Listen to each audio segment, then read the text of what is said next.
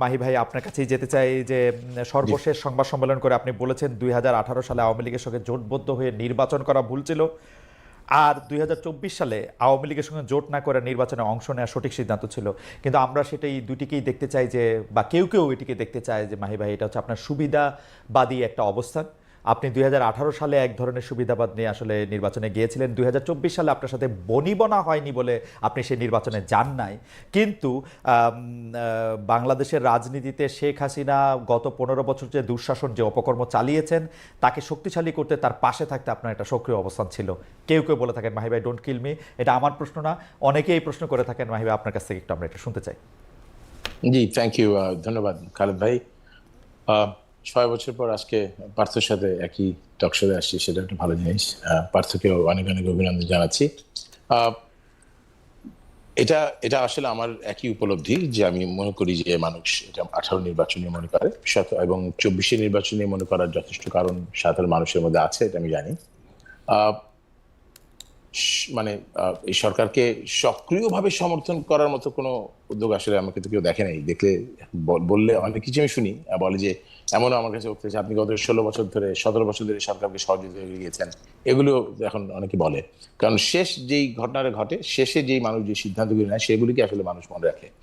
তো 18 নির্বাচনে যাওয়ার ব্যাপারে আমি বলিনি, তবে আওয়ামী লীগের সাথে জোটবদ্ধ নির্বাচনে যাওয়াটা আমার নিজের দলের আদর্শের সাথে এক ধরনের সমঝোতা করে দিয়ে আমরা নির্বাচনে গিয়েছি।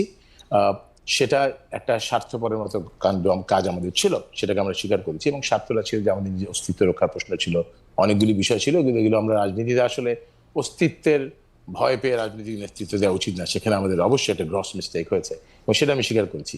আর 24 নির্বাচনটা একটু একটু ব্যতিক্রমধর্মী ছিল।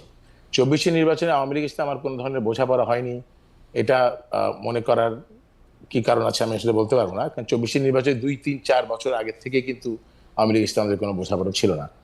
18 নির্বাচনের পর আমার কোনো আনুষ্ঠানিক অনানুষ্ঠানিক কোনো বৈঠক আওয়ামী লীগের সাথে সেভাবে আমাদের হয়নি। যেখানে কোনো ধরনের বোঝাপড়াই যেখানে ছিল না, সেখানে নির্বাচনে যাওয়ার সম্ভাবনা আসলে প্রথম থেকেই জানতাম যে পরবর্তী নির্বাচন এখানে আমরা করছি না, এই সিদ্ধান্ত আমাদের মধ্যে মোটামুটিভাবে ছিল। আমাদের নির্বাচনে অংশগ্রহণ করার মূল কারণ ছিল আওয়ামী লীগ সরকারের সময় বিরোধী দলগুলোর জন্য রাজনীতি করাটা খুব কঠিন ছিল। এবং আমাদের দল তো খুব বড় দল না, তো ছোট দল, সেখানে 24 নির্বাচনের অংশগ্রহণ না করতে পারলে আমরা আমাদের রাজনৈতিক অবস্থান ব্যাখ্যা করতে পারবো না, এরকম একটা ধারণা আমাদের ছিল। এবং যেখানে আমরা কিন্তু নির্বাচনে প্রচারণার সময় কিন্তু আমাদের পুরো আমরা যে আবার we have come back to our own philosophy, সেটা প্রকাশ করবার জন্যই কিন্তু তখন নির্বাচন করেছি। তবে আপনি দেখবেন যে নির্বাচনের বিষয়ে কিন্তু অনেক দলের সাথে আলোচনা হয়েছে। নির্বাচনের আগে আমার রাজনৈতিক বন্ধুদের সাথে আলোচনা হয়েছে এবং সবাই আমাকে তখন বলেছি, আমি প্রথম থেকে বলেছি যে না, আমি আওয়ামী লীগের সাথে সমর্থন নির্বাচন এবার করবো না, তবে আমি নির্বাচন করবো, নির্বাচনটা না করলে আমি আমার রাজনৈতিক অবস্থার ব্যাখ্যা করতে পারবো না। সেই পদক্ষেপটুকু আমরা শুধুমাত্র 24 নির্বাচন নিয়েছিলাম। না মাহি ভাই, মাহি ভাই, অনেকে এইটা বলে থাকেন যে 2018 সালে আওয়ামী লীগের শাসনের বিরুদ্ধে ভোটে দাঁড়ানোর জন্য মরহুম রাষ্ট্রপতি বদরুদ্দোজা চৌধুরীর নেতৃত্বে, বদরুদ্দোজা চৌধুরী এবং ডক্টর কামাল হোসেনের নেতৃত্বে একটা প্ল্যাটফর্ম করা, সেই প্ল্যাটফর্মের মধ্যে বিএনপি সহ অন্যান্য বিরোধী দলগুলিকে আমন্ত্রণ জানানো এবং সেটাকে সবগুলিকে একটা জায়গায় নিয়ে আসার ক্ষেত্রে একটা স্বপ্ন বা একটা বাস্তবতা তৈরি হয়েছিল। কিন্তু অনেকেই এটা বলে থাকেন যে আপনি একা সেই আন্দোলনটাকে ঠেকিয়ে দিয়েছেন, বদরুদ্দোজা চৌধুরীকে সেখানে যেতে দেননি, ডক্টর কামাল হোসেনকে আপনি সিঙ্গেল আউট করেছেন, যেটা আসলে ভবিষ্যতে বিএনপির জন্য অনেক ক্ষতিকর হয়েছে।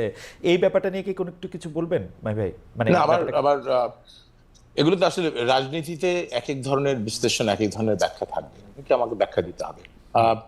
এখানে আসলে ডক্টর কামাল হোসেনকে সিঙ্গেল আউট করা হয়নি, ডক্টর কামাল হোসেন মানে আমাদেরকে সিঙ্গেল আউট করেছে।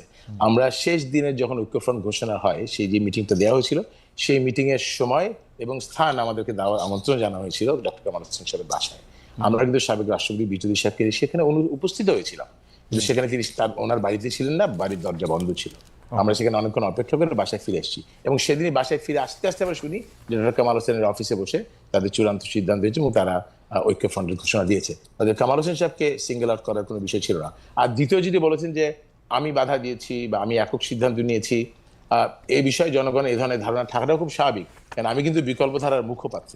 বিকল্প ধারার যে কোনো সিদ্ধান্ত শেষ পর্যন্ত আমাকে মুখপাত্র হিসেবে কথাগুলো বলতে হয়েছে, যার জন্য এই দোষটা আমার উপরই পড়েছে। এবং আমি আমার প্রেস কনফারেন্সে কিন্তু অন্য কোনো দিকে দোষ না দিয়ে যে ভুলগুলো হয়েছে সব সফলতার ভার সবার, কিন্তু ব্যর্থতা দায়গুলো আমি একাই গ্রহণ করেছি, কেন দলের মুখপাত্র হিসেবে আমাকেই সবসময় মিডিয়াকে ফেস করতে হচ্ছে, জনগণকে কথা বলতে হচ্ছে। Yes, I do agri. Mahi ভাই, এই পর্যায়ে এটা আমার শেষ প্রশ্ন। আপনি বলেছেন যে আওয়ামী লীগ আমলে বিরোধী দলের রাজনীতি করা কঠিন ছিল। আপনি যেটা করেছেন বা বিকল্প ধারা যা করেছে, মানে আমি মরহুম রাষ্ট্রপতি জনাব চৌধুরীকে এর মধ্যে আনতে চাই না, আমি আপনাকেই বলতে চাই, আপনি যেটা করেছেন সেটাকে কি রাজনীতি বলা যায়?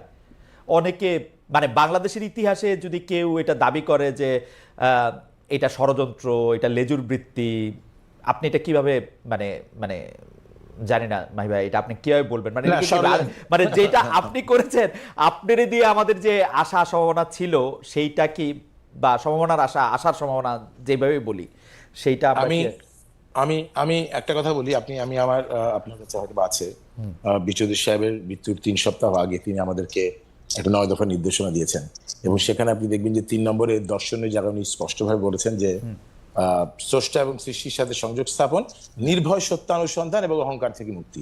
একে উল্টোভাবে বলি, প্রথমে অহংকার থেকে মুক্তি। অতএব আমি কিন্তু সম্পূর্ণভাবে অহংকার থেকে মুক্তি অর্জনের চেষ্টা করেছি দেখেই আমি স্পষ্টভাবে আপনাকে বলতে চাই যে আমি যে সিদ্ধান্ত গ্রহণ হয়েছে দলীয়ভাবে মুখপাত্র হিসেবে তার দায় দায়িত্ব আমি গ্রহণ করছি, এবং একইভাবে এটাও বলেছি যে এটাকে মানুষ আমাকে সুবিধাবাদী হিসেবে চিহ্নিত করেছে। আমি এটাও বলেছি এই কারণে, এই সিদ্ধান্তের কারণে আমার নেতৃত্বের প্রতি আস্থা হ্রাস পেয়েছে, দলের জনপ্রিয়তা হ্রাস পেয়েছে। তো এর চাইতে বেশি সত্য অনুসন্ধান করা হয়তো বা আরো যদি কিছু বাকি থাকে সেটা করতে আমার কোনো আপত্তি নাই, যাচ্ছে ডিফারেন্ট পয়েন্ট। কিন্তু এখানে আমি মনে করি যে কাজটা আমরা, যে সিদ্ধান্ত আমরা নিয়েছি, এটা প্রচলিত রাজনীতিতে এরকম সিদ্ধান্ত অনেক হয়েছে, কিন্তু বিকল্প ধারার স্বপ্ন দেখে এ ধরনের প্রচলিত রাজনীতির সিদ্ধান্ত গ্রহণ আমাদের একটা গ্রস মিস্টেক ছিল, এবং সেটা আমরা স্বীকার করছি। মাহি ভাই, আপনাকে ধন্যবাদ।